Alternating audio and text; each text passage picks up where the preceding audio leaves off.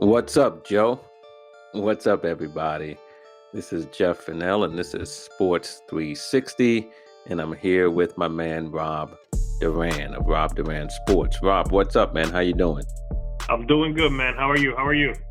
I'm doing great, man. Doing great. Spring is in the air here in the Northeast, and so it's great to get outside, get some running in, do some yard work, So spring has sprung, and we see it here in the Northeast, and obviously the baseball season started, and so we know that that spring is here. So all good, man. All good. I know you're excited about the baseball season beginning. I don't even have to ask you.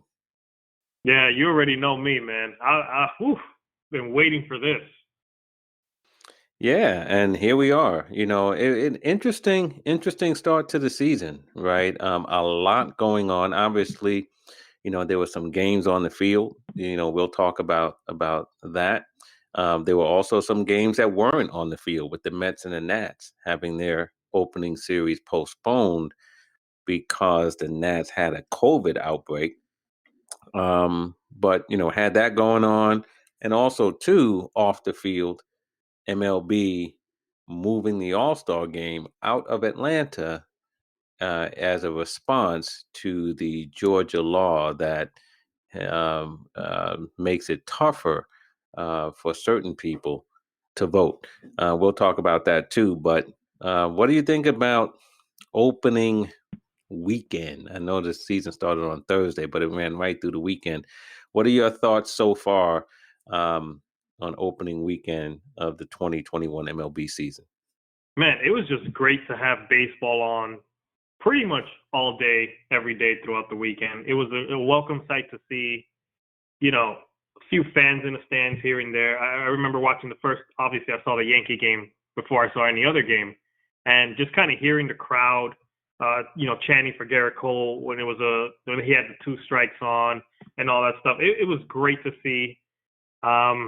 Man, it's amazing and it's awesome. I'm excited. I can't wait for the season to just continue watching the rest of the season, man.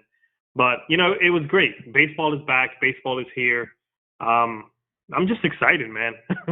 Yeah, and it's taking place too in a good environment, nationally, for us in the country, as the vaccine is being rolled out now. More and more people are becoming eligible to get the vaccine. So things seem to be moving forward on that front. We do have some fans in the stands, talking about having more fans in the stands and as we go along. So it seems like, it's the environment around the game, for the most part, is pretty good. Now, today, as we're talking here on April 5th, the Texas Rangers had their home opener, and it was a packed stadium. So it was Yeah. none of this sparse crowds of 2, 3, 4, 5,000 or whatever it was. They had a packed crowd in Texas. And obviously Texas is what? They no more mask mandate, right? I mean, and they've always been one of the states that seem to, not embrace the COVID restrictions that was coming out of the CDC and elsewhere. But they're out there, in Texas, opening day for the Rangers. They were playing the Blue Jays, and they had a packed stadium. What's your thoughts about that? That is scary, to be 100% honest with you, man. And I saw the pictures and stuff like that, and people taking videos, and for maybe a millisecond, you kind of see that, and you almost get happy because it's baseball and everybody's there. But then you remember where we are, and COVID's not gone.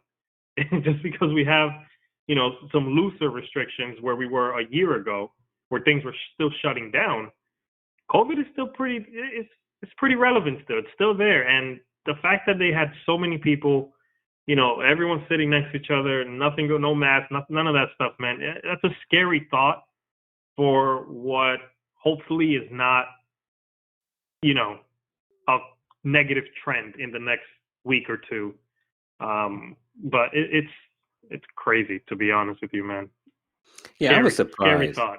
Yeah, I was just surprised. I mean, we talked about it a couple of weeks ago when we were saying fans would be in the stands for the start of the MLB season, and that, each of the teams, based on their location, the restrictions may be different. And so each of the teams were sort of deciding how they were going to deal with this issue, how many fans they were going to allow in the stands. And so from state to state, from city to city, it was different. And we knew that Texas, right, that they could have full houses, right, if they wanted to. So in Houston and in wherever the Texas Rangers new ballpark is, I don't know what city it's in, but here we have it. No more questions, right? The Texas Rangers apparently are all in, and you figure the Rangers, they're the team that just last year they opened that stadium, right? And had no Yeah, games because of COVID, right? Or very few. No, well, I shouldn't say no games, no fans, right? yeah, And so I think for them, they're trying to make up for some lost time. I remember in the off season prior to last spring training, they were talking about that ballpark, and it's a state of the art park. It's beautiful, and I think they wanted to show that park off, and they certainly did it today. But as you said, let's see what happens here in Texas when you have tens of thousands jammed into a stadium. Let's see what fallout, if any, we're going to see in the next couple of days and weeks. yeah. And like you said, man, it's a scary thought because we heard the rumors, like you said, we heard the rumors. Maybe this is gonna happen. Their capacity is 40,000 plus, man. Mm, That's a lot of people. sure is. We're sitting right on top of each other. Yeah, man. Do you think they had on masks? Probably not, right? Because Texas has, right? They dropped the mask mandate. Yeah, I believe they dropped that. So imagine 40,000 plus sitting next to each other, all cheering, Yeah, yeah, enjoying the game, I bet. But it's a scary thing, man. it COVID is still is. around. We can't let up and go and regress now that we've gotten this far. Right. No, I agree with that. So, we'll see what happens there. But, um, the Mets and Nationals, if we take it to the opposite end, right? They didn't even play the entire weekend. They had their series canceled, 3 games, because of a COVID outbreak on the Nationals. The Mets are playing tonight in Philadelphia, their first game of the season. The Nationals won't start their season until tomorrow against the Atlanta Braves. But this is to your point, right? COVID hasn't gone away. Yes, things have Yeah. gotten better, but obviously you didn't have to look that far if you're the Texas Rangers to see that COVID has not gone away. Because all you have to do is look at what happened with the Mets and the Nationals. Yeah, man. And that's one of those things too. I remember I was kind of browsing through social media and all of a sudden I see this thing gets canceled. At first I thought it was fake. I thought it was like maybe one of those troll accounts, trying to mess with fans on opening day and all that stuff. And then a bunch of other, journalists are posting and I'm like, you have got to be kidding me. Like, man, we're so close to having like the quote unquote perfect opening day and then it's a smack in the face basically bringing us back to reality a little bit and reminding us that this COVID stuff is still around. And we lost a whole slate of games, man. And it's going to affect down the season as well, where they try to reschedule these games and things of that nature, and maybe other COVID outbreaks throughout the season. Hopefully not, but that's just the reality of today's game, today's sports. That stuff is still there. COVID is still there. Yeah, and for the Mets and Nationals, right? They will meet 2 more times in DC because that's where they were scheduled to play this opening series. So the Mets will make 2 more trips to DC, but you have to figure that those 3 game sets are going to be a 4 gamer and a 5 gamer, and there's always postponements because of rain and makeups, and baseball players don't have a lot of off days in the schedule, right? Yeah. 186 days, I believe it is, to play 162 games. Okay, so you don't have a lot of off days in the schedule. And when a game gets postponed because of rain or snow, if you're in Detroit or Chicago early in the season, um, it has to be made up. And so you have to find a common off day. And so, if one of those 5 game sets comes, in late August or Labor Day weekend, it's toward the end of the season, and you have some makeup games in there as well, you could have a pretty packed schedule if you're the Mets or the Nationals, and that could have some ramifications for postseason play and the rest of it. Look, there's a lot of season to go, so we're maybe a bit premature. But the point is, those games have to be made up, and so there's going to be some heavy duty series between those two teams later on this season. Yeah, and to be honest, a 5 game series can make or break, especially late in the season. That can make or break the rest of your season from there. And it's taxing on the pitching staff, taxing on the players, like you said, losing a day off, in a week span kind of thing. That's taxing on a player, or if they have to travel right after the game kind of thing to make up to play a game against someone else. It has a ripple down effect once you have to reschedule games and things like that. And that's something that sometimes a lot of people don't realize it, but it does affect the players big time.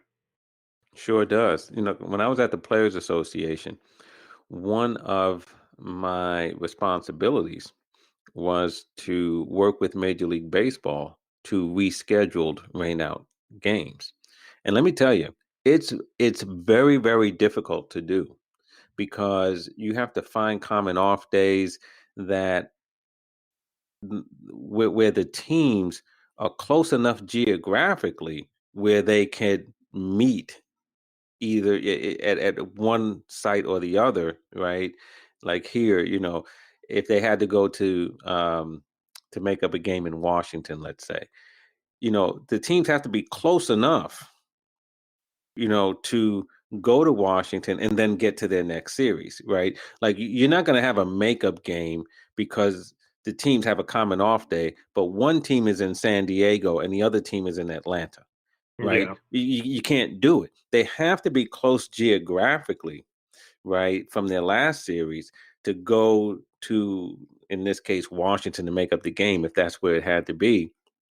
And then to be able to get to their next series, because sometimes the next series is a problem, right? Because one team Yep. might just have to go to Philadelphia, but the other team has to go to Seattle. You know what I mean? And so, and so you would have that team going, I'm not doing the makeup on that day.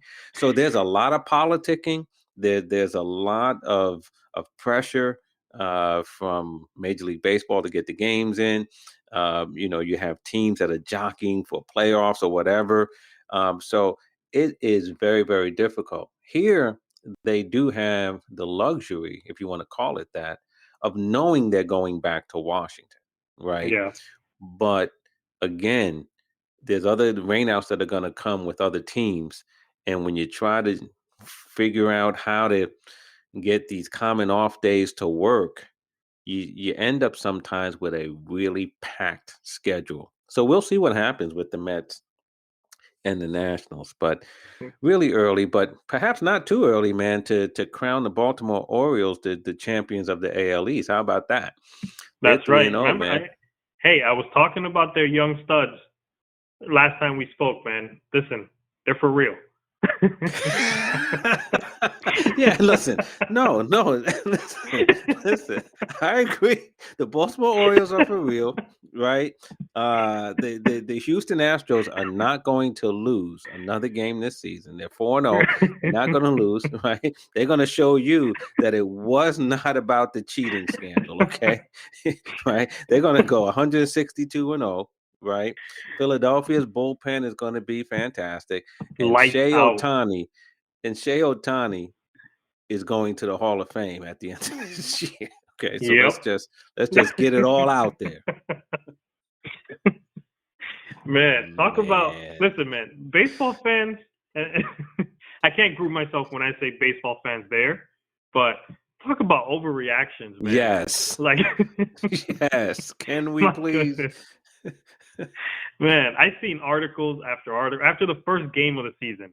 Articles just kind of, even Yankee articles I saw, and I laugh because on social media, and I keep saying this, Yankee fans are the worst because, listen, Giancarlo Stanton is the worst player in baseball right now, hands down, according to the Yankee fans. And man, all this stuff, Yankees got to be worried. What are they gonna do, dude? They're 1-2, 3 games in.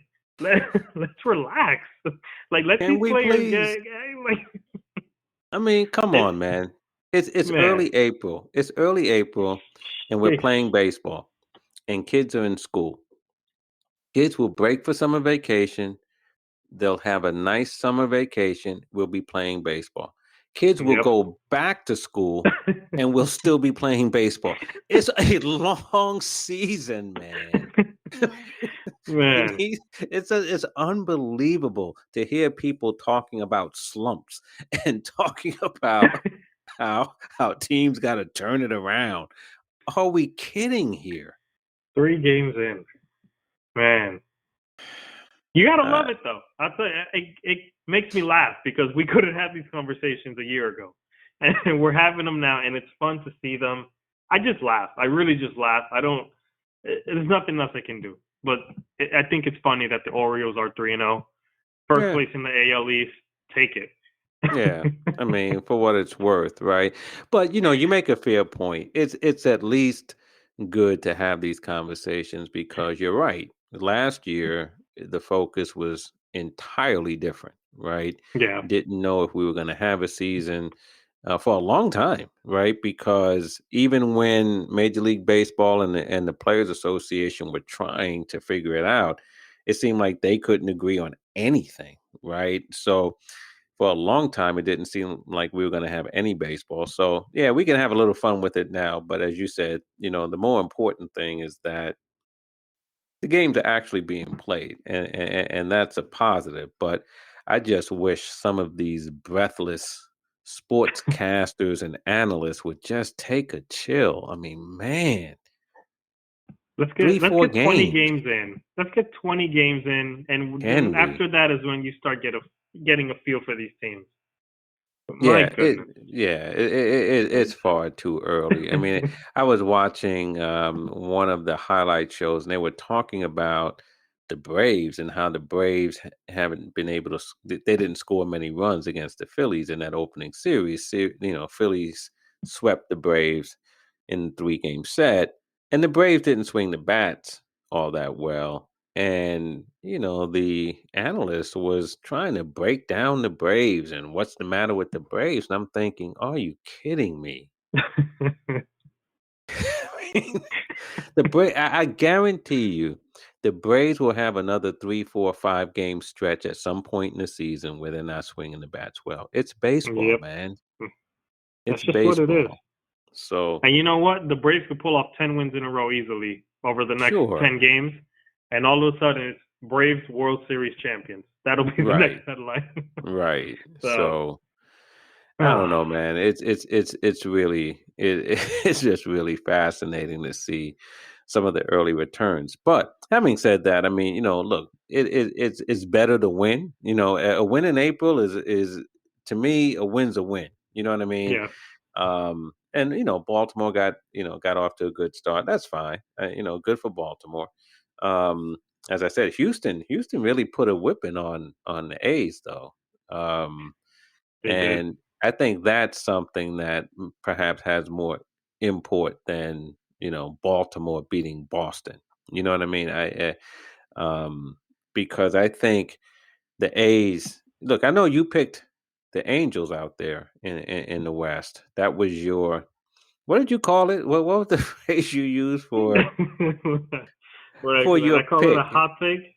Yeah, or something like that. Yeah, hot take. That was your hot take that the Angels are going to win the AL West. But with Houston and Oakland, perhaps being one or more of those being a potential playoff team. Um, I think Houston has something to prove. I They really do. do. So, but again, it's just hard to read anything into the first 4 games or so. So, right now, it's just good to have baseball back. Yeah, but Angels are 3-1. Shohei Ohtani looked pretty good. Yeah, and listen, I'm telling you, order up his Hall of Fame plaque, man. It's he's great. Yeah. um,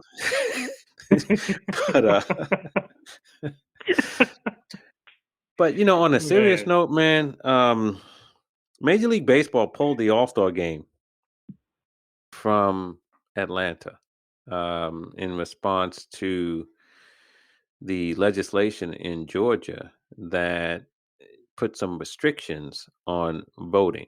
And the outcry has come from many sides, many corners against this law, which those who know more about it than we do say that it's restrictive, particularly in urban areas, particularly against black people, particularly against poor people. It will make it harder to vote.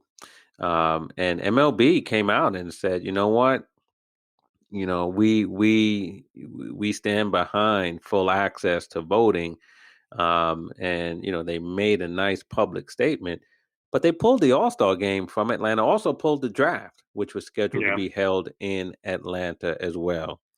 Immediate response from you on that move, which came a couple of days ago. So this topic has a lot of, I guess, ways to go because in one part you look at MLB kind of jumping on this situation, and it's uncharacteristic in a way, and I mean that in a good way, of them to make a decision on something so big, so out there. Normally, MLB is last to the party when it comes to things like this. So the fact that they jumped on it so quick and made a decision, and they got the support from the Players Alliance and from Joe Biden, the president, and a lot of other avenues supporting MLB's decision to pull the game. So in that aspect, you look at it and you're like, okay, MLB is trying to do the right thing here. But not but you look at now, and I know we spoke about this off air, how it affects Atlanta, the general area, all these shops and stuff. Because events like this, the All-Star game, we talk about the NBA having their All-Star game, when the NFL does their draft and all this stuff, that brings a lot of revenue to these areas. So Atlanta's losing a lot of that, especially after, the year we had with COVID and all that stuff. It would have been great to have that. But as far as what just in a nutshell, what MLB did responding to this and actually being out in front of it, I think it's good for MLB to kind of show face and be the first major organization to kind of do this in that aspect. Yeah, and I agree with you. I mean, MLB typically is not out in front on issues like Yeah, this. Even though for years Bud Selig, said that Major League Baseball is a social institution. He loved to say that, but many times they didn't live up to that moniker. But MLB got out in front on this one. But not everybody's happy, as you no, said. Even some of the people in Atlanta, and even those who oppose the legislation, right? Like Stacey Abrams said, I'm disappointed that MLB is moving the game, but I'm glad that they are supporting, you know, um, fair access to voting, and that that they are against this legislation. But she was hoping that there was a way that both could be accomplished, right? Be against the legislation, help us in that fight, but keep the game here because of the economic impact, right? yeah, And that's real, as you said. Whether it's the All Star Game, Super Bowl, draft, when major sporting events that move around come to a city, economically, that's a boon for the city, big right? time. For businesses, for workers, it's really really a financial boon for these cities. And Atlanta lost a lot of money because of MLB deciding to pull out. But let's not forget they're pulling out because of the actions of the Georgia legislature in enacting restrictive voting laws. Yeah. And Which that's is the not, problem.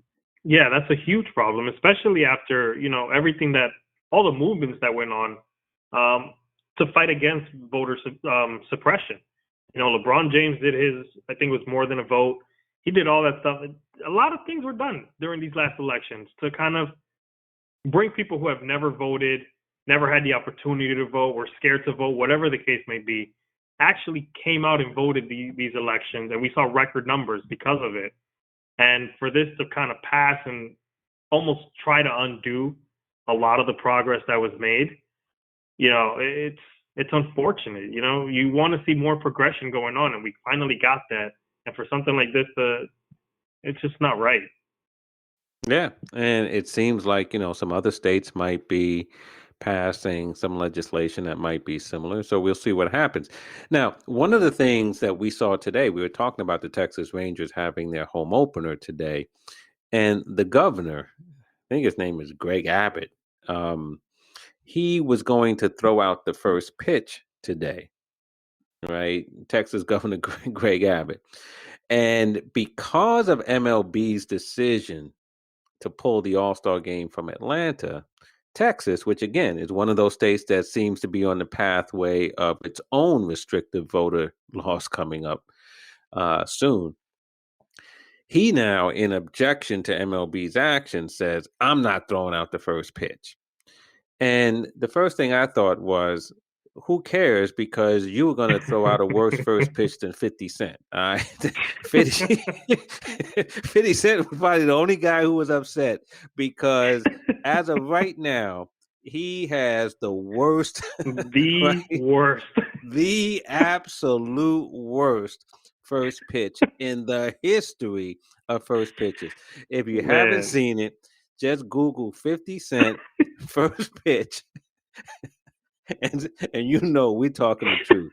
So the only one who was upset was Fitty because Greg Abbott was going to throw out a worse first pitch when he's but so we have politics and sports, right, really intermingling here.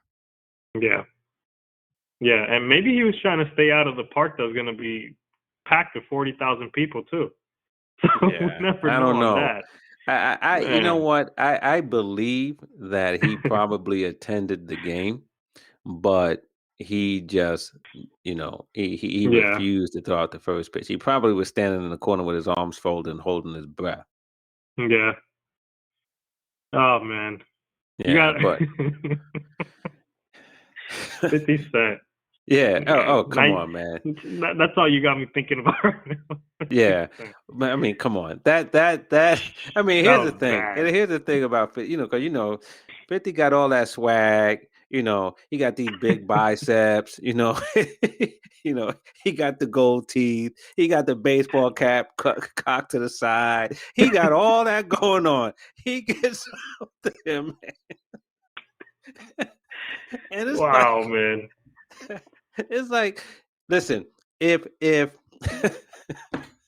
a first pitch had a voice, that first pitch would have sounded like Mike Tyson.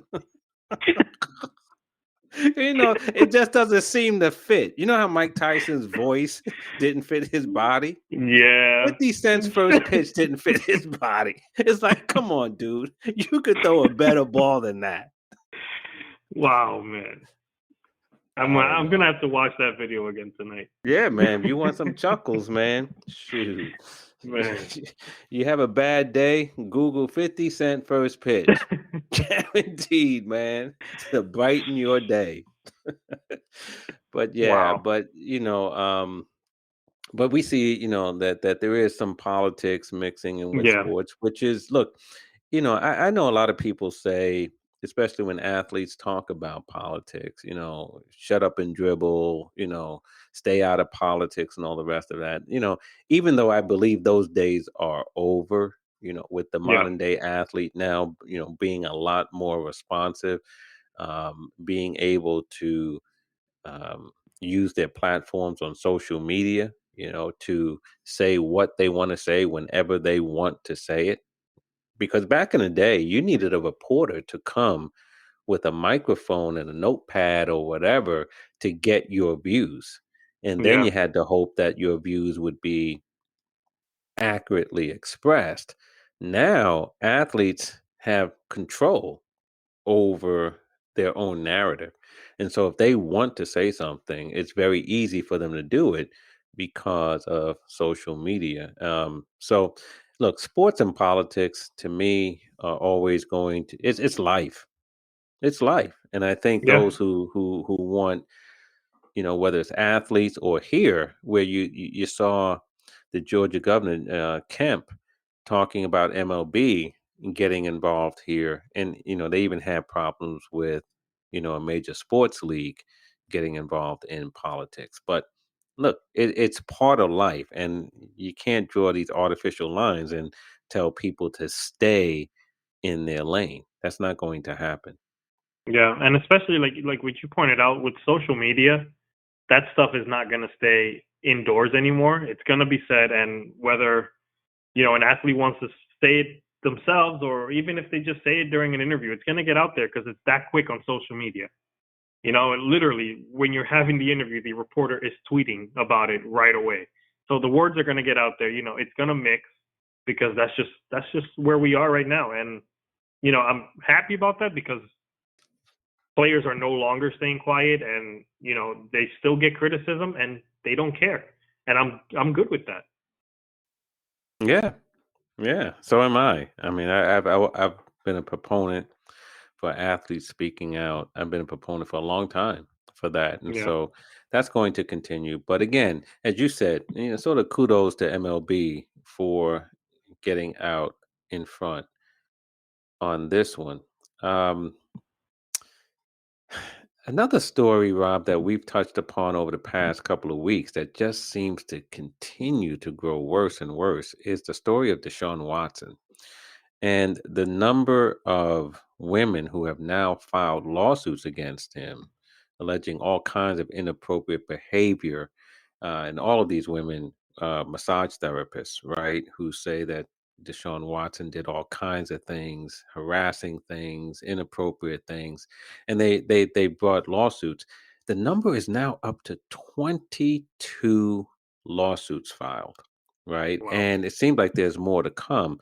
But the other thing, Rob, is that there's been one woman who's not part of the 22 who has filed a criminal complaint with the Houston police. And so a criminal investigation is now open against Deshaun Watson. NFL's keeping tabs. The Houston Texans are keeping tabs. But man, this story is going from bad to worse, it seems. Yeah, and it's only gonna get worse because now with the criminal complaint out there, it can now trigger a lot of what the NFL can do in terms of how they're gonna handle this situation. They can decide to hand down punishment or whatever the case may be. The Texans can do the same thing now with this criminal complaint out there. So it's a situation worth monitoring, especially now that there's a criminal complaint, because this can get, like you said, it's gone from bad to worse, but now we can reach next level bad with the criminal complaint out there. So this is going to be something to really watch closely as the days go by, and who knows if we, like you said, who knows if we have more of these complaints coming out, more civil suits coming out, and things of that nature. So we'll see, man. But this does not look good at all for Deshaun Watson. And I think we should start planning for how many games he's going to miss this season, because I think ultimately we're going to end up there by the end of this in terms of his NFL career. But who knows what happens on his personal side now. Yeah, I mean, look, for me as a lawyer, I always want to, be cautious before, coming to any conclusions. And, obviously we'll do that here. But that doesn't mean that you can't acknowledge that things don't look good. You know what I'm saying? And again, Yeah. we know very, very little, right? We know what's out there in the public domain. We don't know the details, and there's always a backstory, and there's always more information that doesn't reach the public at all sometimes, or early on. So we can't say but so much, but the sheer number of complaints is troubling. The criminal investigation is troubling, and from what we're reading, there will be more civil complaints coming down the pike. So uh, we haven't gotten anywhere near close to the end of this one. Yeah, and we may not for a long time. Yeah, That's the scary yeah, part about this. This can yep, drag out for a very long time, depending on how many women, decide to come forward. yeah. Yeah, and so we'll see what happens with that one, but that's something that's not going away. Um, on a more positive note, NCAA men's final is tonight as we're speaking. Gonzaga against Baylor. Um, so uh, the shot of the century. I know a lot of times we talk about shots of the century and all the rest of that, but man, Jalen Suggs. That was a That good one. Yeah, that was alright. That was alright, especially because it was a game winner. It came in Yeah. overtime, right? It catapults them to the championship game. But I said this to you when we were offline, and I'll say it again. That shot shouldn't have counted because homeboy didn't call bank. Because you, they had they had the close up on him as he put it up. He had the nice form and everything, but I was watching his lips. He did not call bank, so that doesn't count. That game should still be going on right now. Man, it's funny because we spoke about this off air too, and I'll say it here. I didn't see the game. I'll be honest, I didn't see the game, but I was at a restaurant and I only saw that one play. That whole transaction, that's the only part of the game I saw. So it was like it was meant to be for me to make sure I watched that live while it happened. So it was crazy that, the one play of the game that I saw was the game winning shot. Yeah. Yeah. I mean, look, that's the stuff that March Madness is made of. You know what I mean? Those types of moments. And so that was special. That was really special. And to come again, an overtime game that brings you to the championship, that's something that kid's going to remember for the rest of his life, for sure. Yeah, definitely, 100%. And it should be a Yeah. good game between Gonzaga and Baylor. Both teams are good. I'll make a pick here real quick. I think Gonzaga will take it and just um, complete their Undefeated perfect season. season. Yeah. Yeah, Yeah. especially Yeah. with the momentum going into the game now.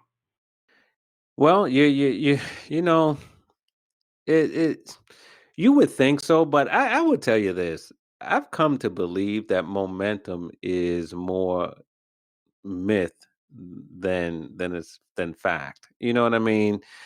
Because I think once the next game starts, you know, maybe you can have momentum against the same team.